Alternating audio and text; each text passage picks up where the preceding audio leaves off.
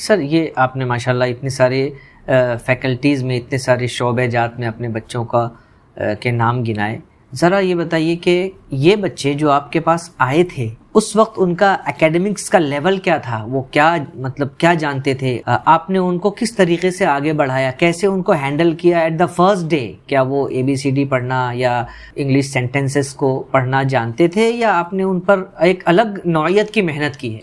देखिए, जहाँ पर इंग्लिश की बात आएगी तो बहुत ही कम हाफिज बच्चे ऐसे होते हैं जो थोड़ा बहुत अंग्रेजी जानते हैं, और कुछ हाफिज बच्चे ऐसे होते हैं, कुछ मदरसे से जो हिफ्ज करके आते हैं उन्हें हिंदी और उर्दू आती है, थोड़ा बहुत हिसाब किताब आता है, क्योंकि मदरसे में प्राइमरी फोकस सिर्फ हिफ्ज कराना होता है जी। तो एक मामूली सा इंग्लिश और हिंदी और उर्दू का और मैथमेटिक्स का कोर्स होता है, कोई प्राइमरी एजुकेशन दाल में नमक बराबर मदरसों में चलता है, तो उसमें से भी कई तो सिर्फ ऐसे ही पढ़ा देते हैं, वो प्राइमरी स्कूल नहीं होती। तो अक्सर हमारा जो स्टडीज़ है, हमारे पास आने वाले अराउंड 85% बच्चे ऐसे होते हैं जिन्हें लिखना पढ़ना ज़रा भी नहीं आता, अंग्रेज़ी तो ज़रा भी नहीं आती, थोड़ी बहुत उर्दू और थोड़ी बहुत हिंदी आती है, और दूसरे 15% बच्चे ऐसे होते हैं कि जिन्हें उर्दू और हिंदी भी नहीं आती। तो क्योंकि हमने स्कूल हुफ़ाज़ बच्चों के लिए ही किया है, तो हमारे पास एंट्री के लेवल की जो रिक्वायरमेंट है पहली कि वो हाफिज होना चाहिए, फिर भी एक हम प्री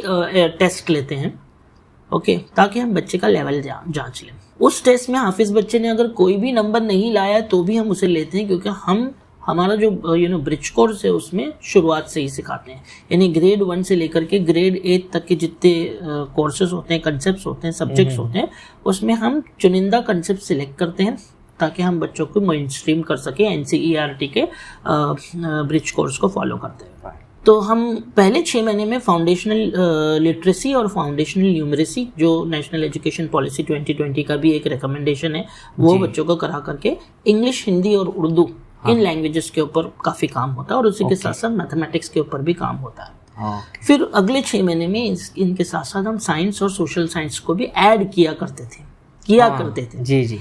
लेकिन 5 सालों के बाद हमें ये महसूस हुआ कि हम शुरुआत से ही अगर सोशल साइंस और साइंसेस को भी ऐड करें तो हमारे हफ्फाज बच्चे इतने अल्हम्दुलिल्लाह तेज होते हैं कि वो उसको ग्रैब कर सकते हैं। पिछले साल से हमने सोशल साइंसेस और साइंसेस को भी फाउंडेशनल न्यूमरेसी और लिटरेसी के साथ थोड़ा बहुत शुरू किया, जिसका हमें बहुत बेहतरीन नतीजा मिल रहा है। तो साल भर में ये हाफिज बच्चे जिन्हें कोई भी प्राइमरी एजुकेशन या स्कूलिंग नहीं होती है, वो इस लायक हो जाते हैं कि थोड़ा बहुत अंग्रेजी सुनने, समझने और बोलने भी लगे, और उसी के साथ साथ थोड़ा थोड़ा इंग्लिश में मैथमेटिक्स के टर्म सीख जाते हैं, समझने लगते हैं और उसे हल भी करने लगते हैं।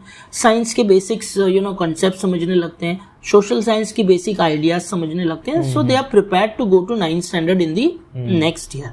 अब जैसे कि आपके मदरसों में होता होगा, कुछ बच्चे, जैसे कि मेरे 175 बच्चे में से एक हाफिज 8 महीने का हाफिज है, एक हाफिज 12 महीने का है, एक हाफिज 15 महीने का है, एक हाफिज 18 महीने का, और कुछ 4.5 साल के भी हाफिज हैं।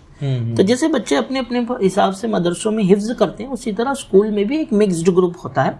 कोई बच्चा जल्दी पिकअप करता है, किसी को थोड़ा वक्त लगता है। अल्हम्दुलिल्लाह हमारा फर्स्ट ब्रिज कोर्स करने के बाद 1 साल का जो 9th और 10th कराने का तरीका है हमारा, जो हमारी पेडागोगीज और मेथोडोलॉजीज है, वो एक कन्वेंशनल स्कूल से डिफरेंट है। हम पर्सनलाइज लर्निंग प्रोग्राम्स के ऊपर और काउंसलिंग्स के ऊपर और मेंटरिंग के ऊपर काफ़ी काम करते हैं। हमारे स्कूल्स में टीचर्स को हम टीचर्स नहीं, हम मेंटोर्स बोलते हैं, और हर टीचर के पास कम से कम 8 बच्चे हैं जो उनकी कफालत लेता है, और उसे हम बाबा रूहानी कहते हैं। Is it clear?